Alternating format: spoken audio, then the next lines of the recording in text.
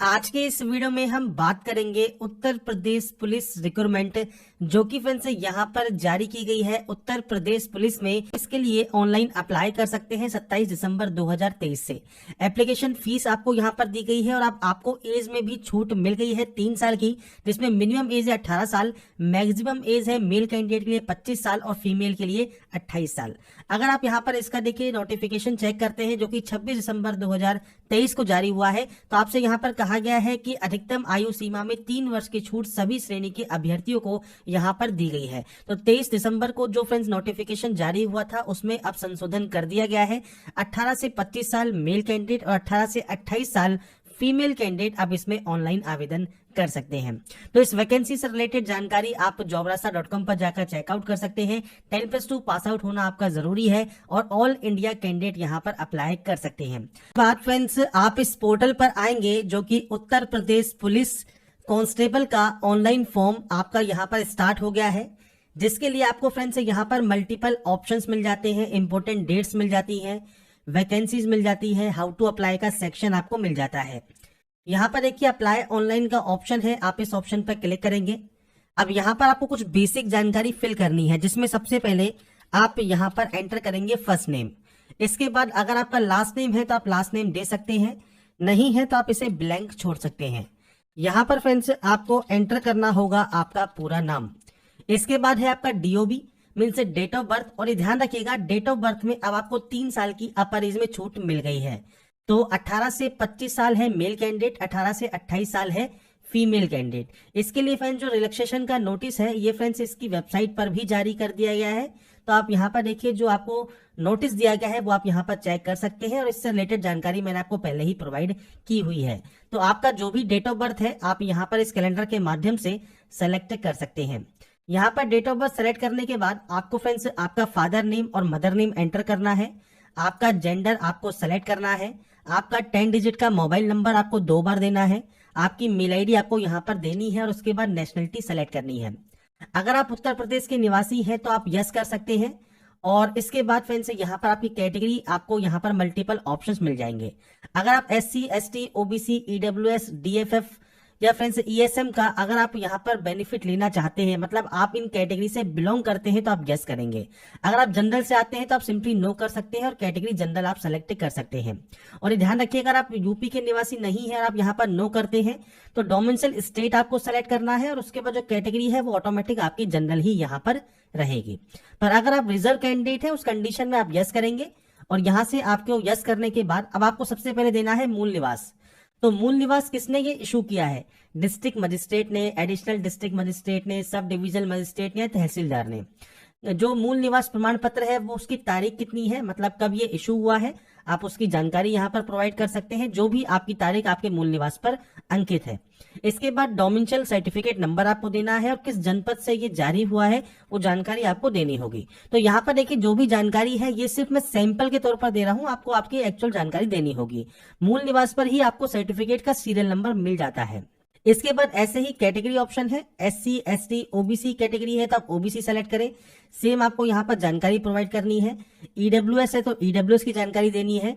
अब यहाँ पर फ्रेंड्स ये चीज ध्यान रखिएगा, जो आपका कास्ट सर्टिफिकेट है वो फ्रेंड्स लास्ट डेट से पहले बना होना चाहिए, और इसके अलावा फ्रेंड्स जो कट ऑफ डेट है वो उससे पहले आपका बना हुआ नहीं होना चाहिए। बात फ्रेंड्स यहाँ पर देखिए सेम किसने ये इशू किया है, इशू डेट क्या है, मतलब कब ये इशू हुआ है, सर्टिफिकेट का जो सीरियल नंबर है वो कितना है वो जानकारी आप दे सकते हैं, और इसके बाद अगर कैटेगरी एप्लीकेशन नंबर आपके पास है तो आप उसकी जानकारी यहाँ पर प्रोवाइड कर देंगे। तो ये सारी जानकारी आपको सर्टिफिकेट्स पर मिल जाती है, और जिस पर रेड स्टार लगा मिलेगा वो आपको मैंडेटरी है देना। इसके बाद फ्रेंड्स यहाँ पर देखिए अगर आप डिपेंडेंट हैं फ्रीडम फाइटर के, यूपी गवर्नमेंट एम्प्लॉई हैं, आपने होमगार्ड में न्यूनतम 3 वर्ष की सेवा की है, एक्स सर्विसमैन है, आपके अकॉर्डिंग ऑप्शन को यस या नो आप यहाँ से कर सकते हैं। इसके बाद क्वालिफिकेशन है तो हाई स्कूल मतलब 10th। तो यहाँ पर देखिए आपके बोर्ड का नाम आपको यहाँ पर एंटर करना होगा। इसके बाद month and year of passing, मतलब आपने कब इसको पास किया है आप उसकी जानकारी यहाँ पर प्रोवाइड करेंगे। इसके बाद रिजल्ट आपको पास देना है, आपका रोल नंबर आपको देना है, और इसके बाद फ्रेंड्स आपको आपका सर्टिफिकेट या मार्कशीट नंबर यहाँ पर आपको प्रोवाइड करना होगा। इसके बाद फ्रेंड्स नीचे आपको यहाँ पर सेम जो 10+2 है या आपका इंटरमीडिएट है उसकी जानकारी आपको देनी है। तो आप यहाँ पर आपकी जो मार्कशीट है उसको आप चेक जरूर करें, उसके अकॉर्डिंग ही जानकारी को फिल करें। आपका जो पासिंग डेट है, पासिंग जानकारी है वो आपको देना है। आपका रोल नंबर कितना है वो जानकारी आपको देनी होगी। आपका सर्टिफिकेट नंबर या मार्कशीट सीरियल नंबर जो भी आपका अवेलेबल है वो आप जानकारी दे सकते हैं। इसके अलावा ओ लेवल से अगर आपने कोई डीओसीसी का कंप्यूटर सर्टिफिकेट है, टेरिटोरियल आर्मी में आपने कोई काम किया है, 2 साल की सर्विस की है, या एनसीसी का 20 सर्टिफिकेट है, आप यस या नो कर सकते हैं। इसके बाद आपका है एड्रेस। एड्रेस फ्रेंड्स आपको यहाँ पर कॉरेस्पॉन्डेंस एड्रेस मतलब प्रेजेंट एड्रेस एंटर करना होता है। आपका पूरा एड्रेस जो भी है वो आप यहाँ दे सकते हैं। सिटी, टाउन, विलेज कौन सा है, स्टेट या यूनियन टेरिटरी कौन सी है, इसके अलावा जिला या डिस्ट्रिक्ट कौन सा है, इसके अलावा पिन कोड क्या है, ये आपको देना होगा। अगर ये सेम है तो आप सेम उस पर क्लिक कीजिए, अगर ये अलग अलग है तो आप अलग अलग एंट्री कर सकते हैं। और उसके बाद फ्रेंड्स यहाँ पर देखिए प्रीव्यू एंड सबमिट का ऑप्शन आता है। आप यहाँ से प्रीव्यू चेक करके सबमिट यहाँ से इसे कर देंगे। इसके बाद नेक्स्ट ऑप्शन डिक्लेरेशन का है। तो आपको यहाँ पर देखिए जितने भी डिक्लेरेशन के ये ऑप्शन दिए गए हैं ये आपको यहाँ पर टिक करने हैं। और इसके बाद इस कैप्चा कोड को फिल करना है। अगर आपको लगता है कोई एडिट आप करना चाहते हैं आप एडिट कर सकते हैं। अगर आपको कोई डिटेल एडिट नहीं करनी है तो आप सबमिट एंड नेक्स्ट पर क्लिक करेंगे ओटीपी एक्टिवेशन करने के लिए। इसके बाद फ्रेंड्स यहाँ पर देखिए अब आपको ओटीपी एक्टिवेट करनी है। तो जिसके लिए अपना जो रजिस्ट्रेशन नंबर है, आपका जो डेट ऑफ बर्थ है और जो ओटीपी आपके पास आई है ये फ्रेंड्स आपको यहाँ पर देना है। इस कैप्चा कोड को फिल करना है और उसके बाद यहाँ से अकाउंट को एक्टिवेट कर लेना है। इसके बाद फ्रेंड्स यहाँ पर देखिए आपका जो फ्रेंड्स लॉगिन है वो आपका हो जाएगा। आप फ्रेंड्स ओटीपी वेरीफाई करने के बाद अब आपसे कहा गया है आपको आवेदन शुल्क यहाँ पर पे करना है। आपसे कहा गया है यदि आपने पहले ही भुगतान कर लिया है और आपके भुगतान की स्थिति अभी भी लंबित है तो कृपया भुगतान सत्यापन के लिए 2 दिनों की प्रतीक्षा करें। तो अगर आप फ्रेंड्स पेमेंट यहाँ पर कर देते हैं उस कंडीशन में फ्रेंड्स पेमेंट कंप्लीट होने के बाद अगर आपका मान लीजिए पेमेंट यहाँ पर लंबित है, वो वेरीफाई नहीं हुआ है, तो आपको कम से कम 2 दिन का वेट करना होगा। उसके बाद ही आप दोबारा से ट्राई करेंगे। इसके लिए आपको पे नाउ का ऑप्शन मिलता है, आप इस पर क्लिक कर देंगे। पे नाउ वाले ऑप्शन पर आने के बाद इंटरनेट बैंकिंग का ऑप्शन आपको मिलता है या यूपीआई का आपको ऑप्शन मिलता है। अभी सिर्फ 2 ही ऑप्शन दिए गए हैं।